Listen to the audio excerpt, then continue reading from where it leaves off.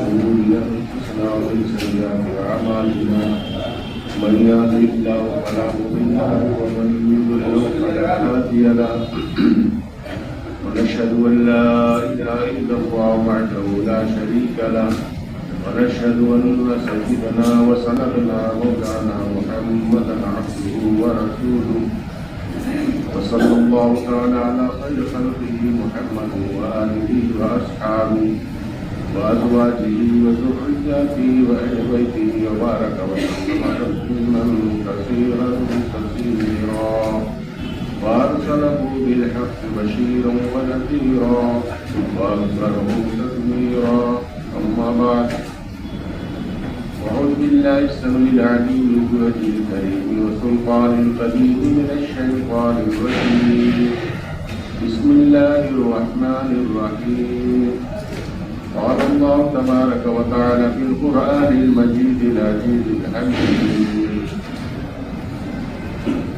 هو الذي بعث في الأميين رسولا منهم يتلو عليهم آياتك ويزكيهم ويعلمهم الكتاب والحكمة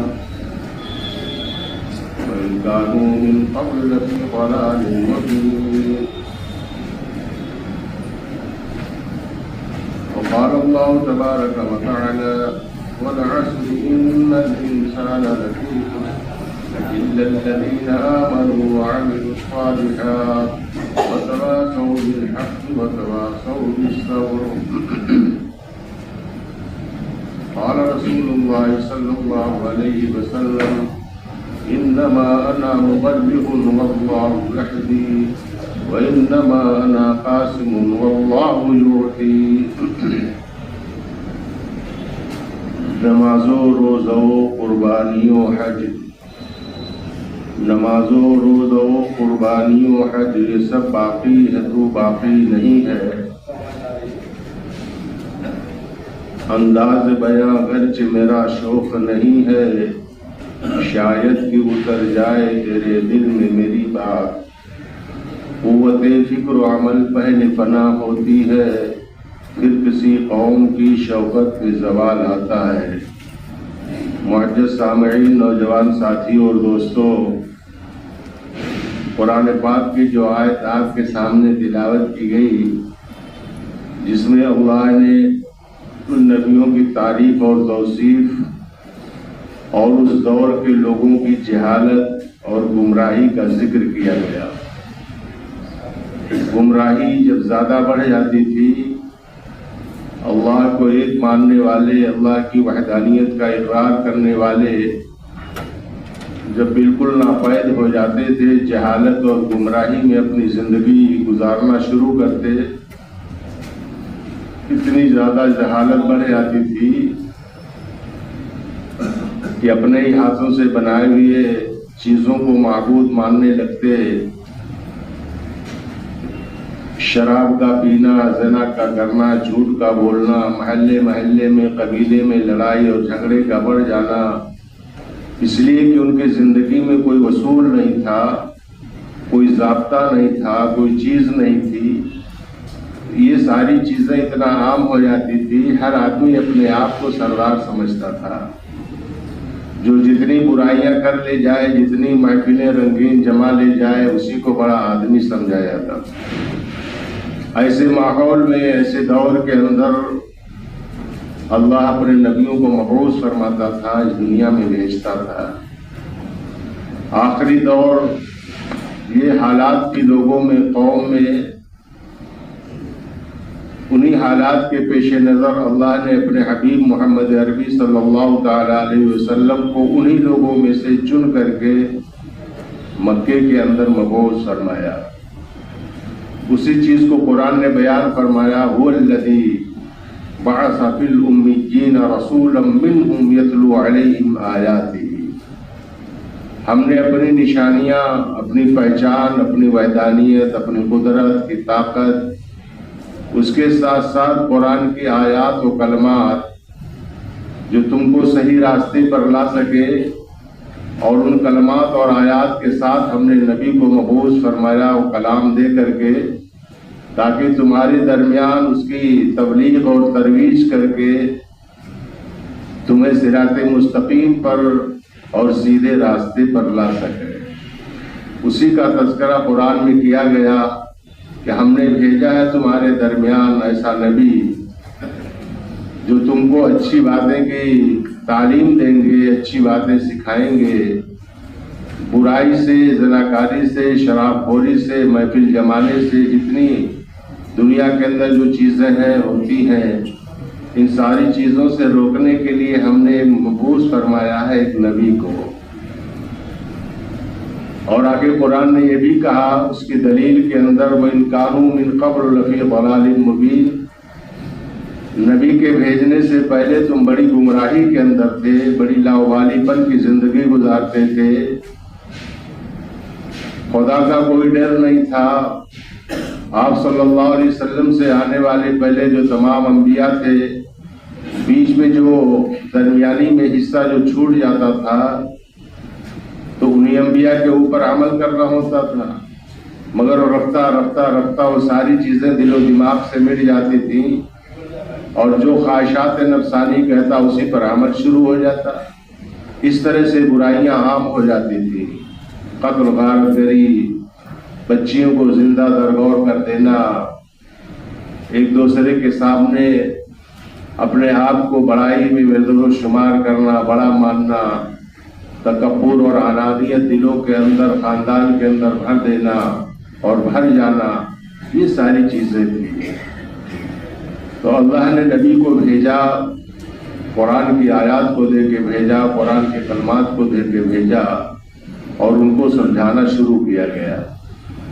ان کو وہ ساری تعلیم دی گئی جو قرآن نے کہا، جو اللہ کی وحدانیت کا اقرار ہو، جس سے اس کی پہچان ہو، رسول کی رسالت کا اقرار کرنا ہو، یہ ساری چیزیں آپ نے دے کے بھیجا۔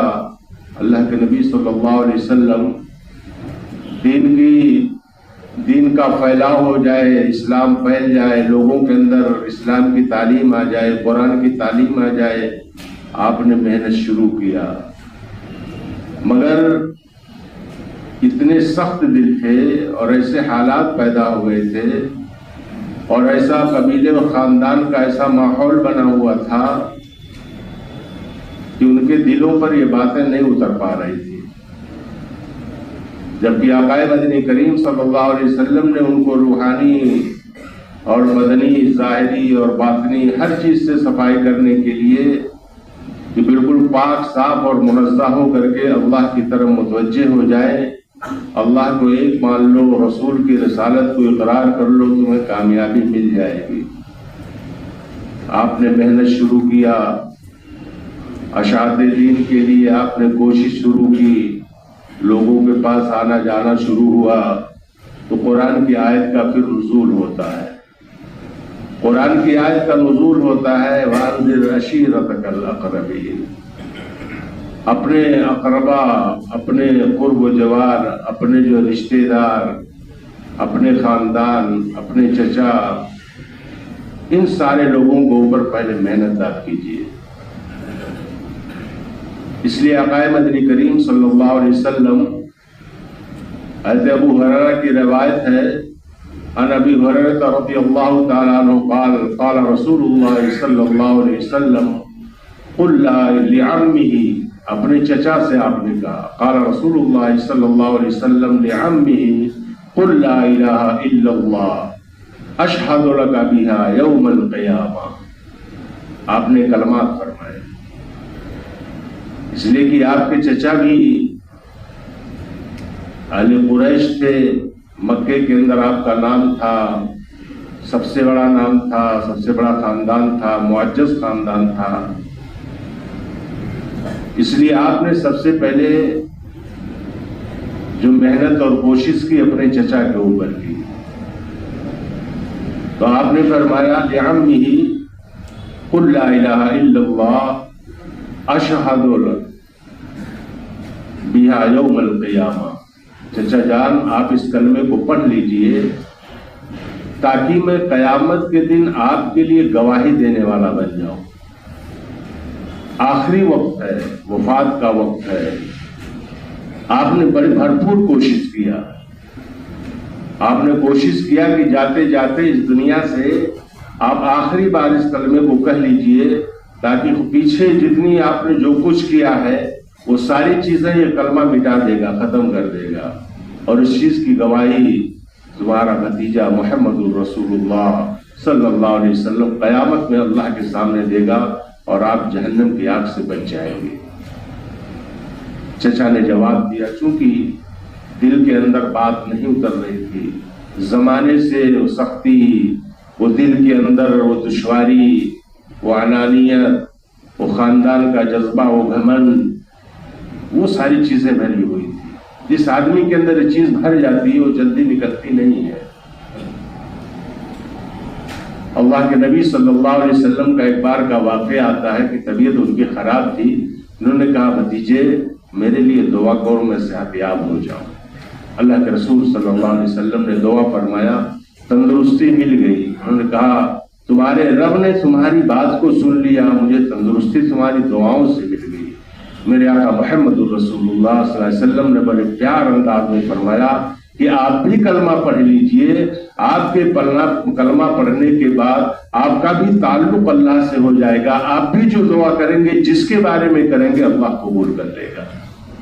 یہ کلمے کے اثرات ہیں، یہ کلمے کی طاقت ہے، جو دعاؤں کے جو دعا بن کر کے طاقت دیتا ہے، جو اس کلمات کو پڑھنے کی وجہ سے طاقت دیتا ہے، جو زبان کا، دل کا، رہن کا، سہن کا، ہر چیز میں طاقت دیتا ہے۔ اور سب سے بڑی چیز اس کی جو ایمانی قوت ہوتی ہے، جو اللہ سے اس کا تعلق پیدا ہو جاتا ہے، پھر اللہ ہی اس کا سب کچھ ہو جاتا ہے۔ اس لیے آپ نے بڑی کوشش کی کہ ہم آپ کے لیے گواہ بن جائیں گے۔ آپ کو بہت فکر تھا میرے گھر کا، میرا چچا، میرے خاندان کا، قریش کا ایک آدمی جہنم میں جائے نبی ہوتے ہوئے، بڑا فکر تھا آپ کو۔ حتیٰ کہ بعض حدیثوں میں آیا ہے کہ آپ اتنی محنت کرتے تھے کہ لگتا تھا آپ جان دے دیں گے۔ اللہ کی طرف سے پیغام آیا، جب چچا پر یہ آپ نے کلمات جو ہے استعمال فرمایا اور کوشش کیا، پھر اللہ کی آیت کا نزول ہوا، انک لا تہدی من احببت ولکن اللہ یہدی من یشاء۔ میرے حبیب آپ کا کام صرف پہنچانا ہے کلمات کو، کوشش کرنا ہے، محنت کرنا ہے۔ آپ اس کلمات کو پہنچائیں گے، اس کے سمجھ میں آیا کہ نہیں آیا، انک لا تہدی من احببت ولکن اللہ یہدی من یشاء۔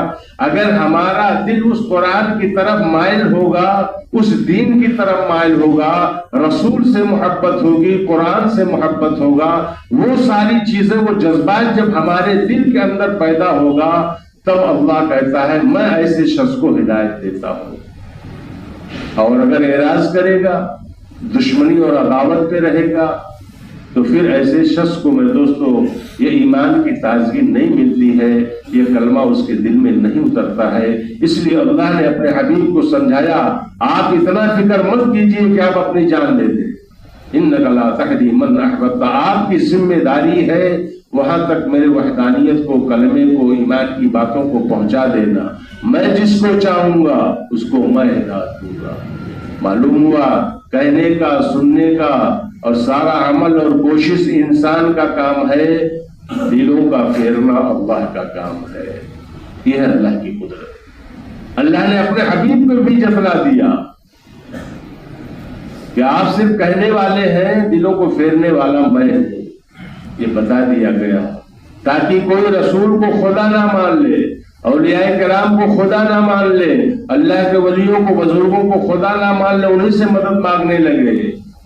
یہ تنبیہ ہے، اور اللہ نے بتا دیا ہے بندوں کو، اپنے رسول کی امتوں کو، کہ اللہ جس کے دل کو پھیرے گا وہی پھرے گا۔ تو آپ نے کوشش کیا، محنت کیا۔ اس کے مد مقابل ایک یہودی لڑکا آپ کی خدمت کرتا ہے۔ آپ کی خدمت میں بہت سارے وفود آتے تھی، جماعتیں آتی تھی، لوگ مسئلے مسائل پوچھتے تھے، کچھ دین سیکھتے، کچھ وہیں رک جاتے تھے۔ اس لیے کہ مسجد نبوی کے باہر اصحاب صفہ کے نام سے جو چبوترا بنایا گیا تھا، اونچا پاٹ کر کے بنا دیا گیا تھا کہ دین اسی پر سیکھو، حدیث، قرآن، جو ہے تذکرہ، مسائل، ساری چیزیں اسی پہ بیٹھ کے سیکھنا ہے۔ اذان ہوگی تو نماز مسجد میں پڑھنا ہے، اور جب سیکھنے کی باری آئے گی تو یہاں پر آپ کو سیکھنا ہے۔ ایک طرح سے علم کا مدرسہ کھولا گیا، تعلیم کا مدرسہ کھول دیا گیا، وہاں بنیاد رکھ دیا گیا، اور امت کو بتا دیا گیا تمہاری نماز اور تمہارے مدارس دو الگ الگ چیزیں ہیں۔ وہاں پر تمہیں مسائل کا، ساری چیزوں کا تذکرہ ہوگا، علم کا سیکھنا ہوگا، یاد کرنا ہوگا۔ رسول صلی اللہ علیہ وسلم نے جو بتایا اس پر میرے دوستوں سب کچھ اپنے دلوں کے اندر سمیٹ کر، دل و دماغ میں بیٹھا کر، پھر وہ چیزیں اللہ کے سامنے جا کر کے سجدہ ریز ہونا ہوگا۔ یہ طریقہ تھا، یہ اصول بنایا گیا تھا۔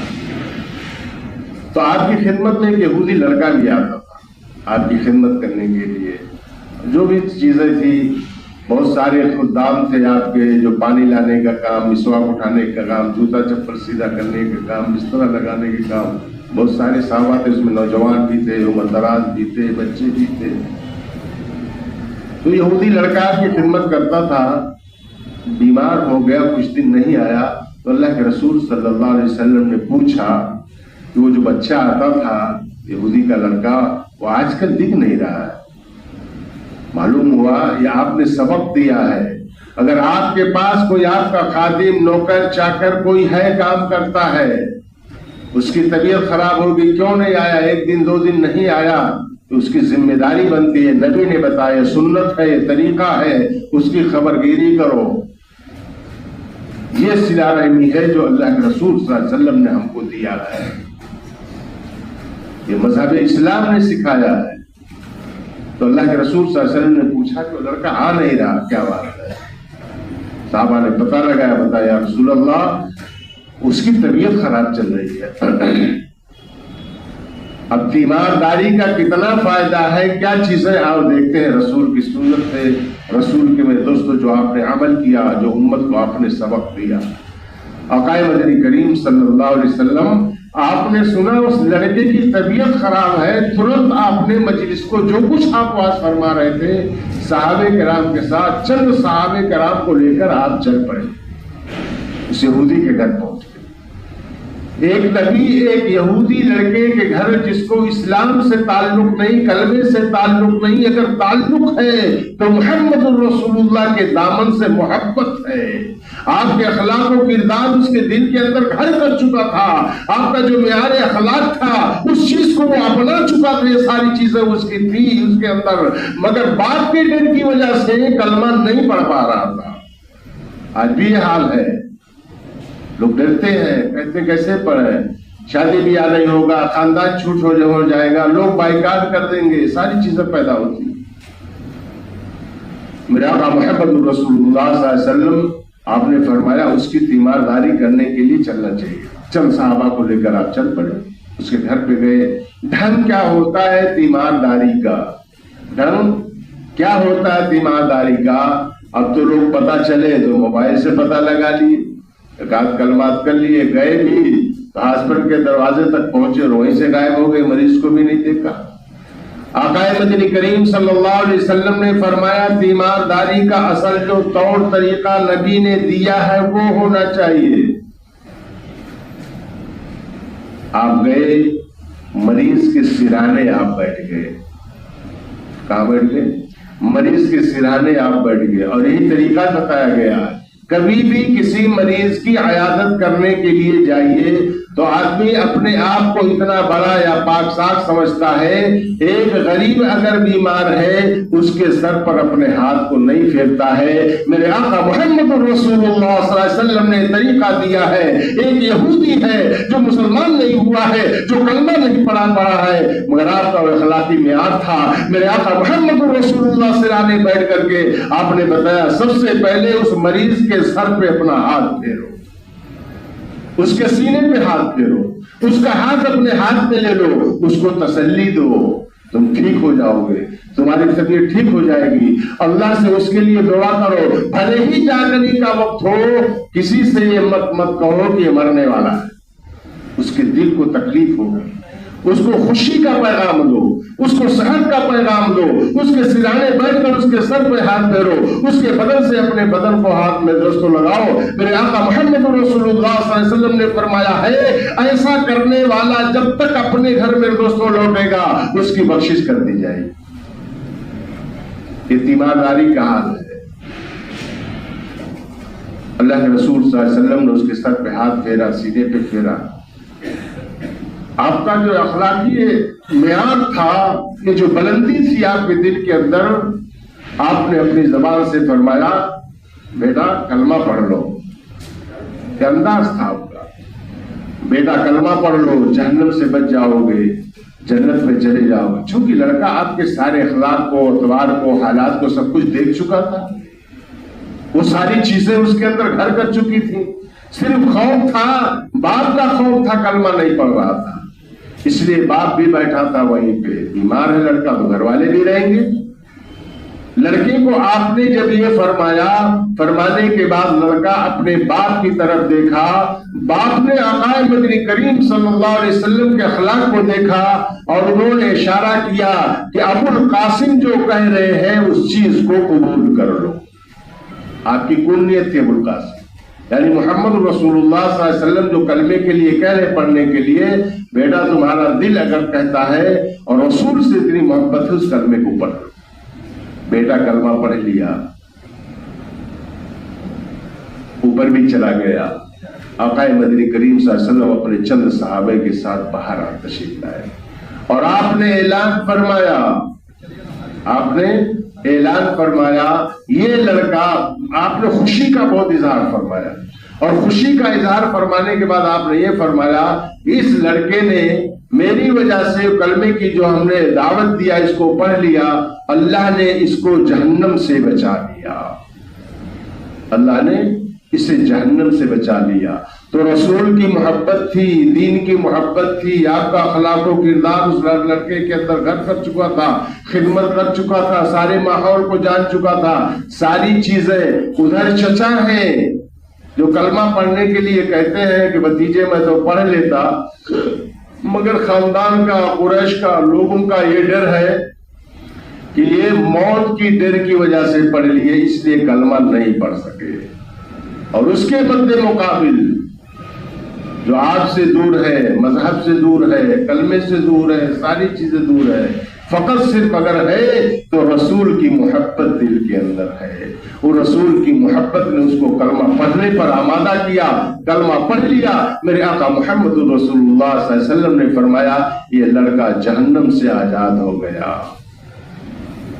تو یہ چیز جو آپ کا طور طریقہ تھا، جو آپ کا بتانے کا ڈھنگ تھا، جو آپ کا میرے دوستو اشاعت دین کا کہنے کا جو آپ نے عمل اختیار کیا، آپ گلیوں میں، تنہائی میں، پوشیدہ، اکیلے میں، ہر طرح سے آپ نے میرے دوستوں کیا کہ دین پھیل جائے، لوگوں میں کلمہ جائے۔ فکر صرف یہ تھا میری امت ہے، میری امت جہنم سے بچ جائے۔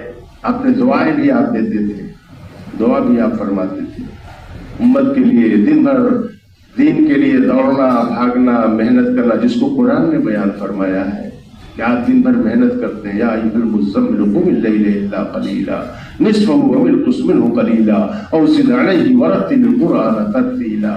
بہت لمبی میرے دوستوں پورا سورہ مزمل کے اندر آپ کا محنت کا ذکر کیا گیا، آپ کے سونے کا، اوڑھنے کا ذکر کیا گیا، آپ کو میرے دوستوں پڑھنے پڑھانے کا، نماز کی ادائیگی کا، تلاوت کا ذکر کیا گیا۔ آپ کو کہا گیا دن بھر آپ تھکے ہارے رہتے ہیں، آرام بھی کر لیا کیجیے۔ ساری چیزیں سہولتیں دی گئی، قرآن نے سب کچھ بتایا۔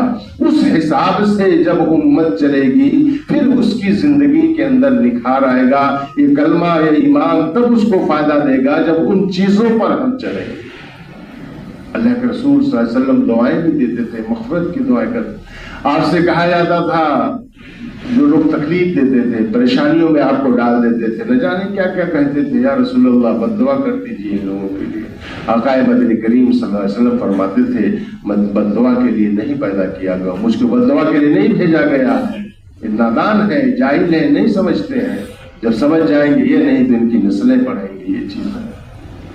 آقا مدنی کریم صلی اللہ تعالی علیہ وسلم کا زمانے جاہلیت کے اندر आपका जो ढंग था, ढंग बता रहा हूं कैसा ढंग था आपका कलमा पेश करने का, बताने का। ज़माने जाहिलियत के अंदर शुरू से ही, बचपन से लेकर और मौत तक हजरत अबू बकर सिद्दीक रज़ियल्लाहु ताला अन्हु आपके जिगरी दोस्त थे। दोस्त आबाशत की गिर दस्त दोस्त, दर परेशान हाल दर मादगी। दोस्त की तारीफ जानते हैं? आज के दोस्त कैसे होते हैं? जब तक माल मलाई है दोस्त बना है, घट गया तो पीछा छोड़ दिया। शायर ने क्या कहा? दोस्त आबाशत की गिर दस्त दर्द दोस्त, दर परेशान हाल दर मादगी। दोस्त वो होता है जो हर परेशानी, हर मुसीबत, आराम, तकलीफ, सारी चीजों में दोस्त रहे। हजरत अबू बकर सिद्दीक ने बचपने से लेकर मौत तक, जवानी में, बचपने में, सफर में, हजर में, मुश्किलात में, आराम में, सारी चीजों में आपने साथ दिया, सारी चीजों में आपने साथ दिया। तो ज़माने जाहिलियत है, लोगों का मजमा मजलिस सारी चीजें लगी रहती थी। तो हज़रत अबू बकर एक दिन हज़रत आयशा सिद्दीक़ा रज़ियल्लाहु ताला अन्हा फरमाती हैं, तो आपके वालिद मुहतरम हैं, हज़रत अबू बकर सिद्दीक बेटी से कहते हैं कि मेरे दोस्त मोहम्मद से मेरी मुलाकात नहीं हुई है, आज मैं मुलाकात करने के लिए जाता हूँ। आप अपने घर से निकले, उधर से हज़रत अबू बकर आ रहे हैं, इससे अल्लाह के रसूल सल्लल्लाहु अलैहि वसल्लम तशरीफ ले जा रहे हैं। मुलाकात हो गई। आपके ऊपर कुरान का नुज़ूल, रसालत का पयाम, सब कुछ आपको मिल चुका था। उधर से आप आए, इधर से ये दोनों दोस्त मिल गए। जो भी तरीका था, सलाम का, दुआ का, मिलने का, मोहब्बत के इजहार का, दोस्त दोस्त मिलकर के खुशी का इजहार किए। उसके बाद हज़रत अबू बकर ने कहा कि आपके बारे में बहुत सारी शिकायतें हो रही हैं, इसलिए कि जो हमारी मजलिसें लगती है, जो लोग बैठते हैं और जो नाच गाना, सारी चीजें जो कुछ होता था उस दौर के अंदर, आप उसमें नहीं आते हैं। और यहाँ तक सुना गया है कि आप इनके माबूदों की बुराई करते हैं। इनके माबूदों की आप बुराई थोड़ा करते थे, उनके हालात को बयान करते थे कि तुम इस तरह के नहीं हो, इन चीजों को तुम इस्तेमाल करो, इन चीजों को।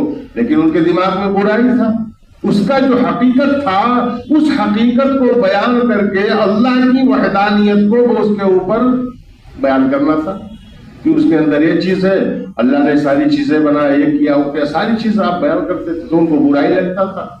अल्लाह के रसूल सल्लल्लाहु अलैहि वसल्लम ने फरमाया, अना रसूलुल्लाह, मैं अल्लाह का रसूल हो चुका हूँ, मैं अल्लाह का रसूल हो चुका हूँ, अल्लाह का पैगाम मुझे मिल गया है।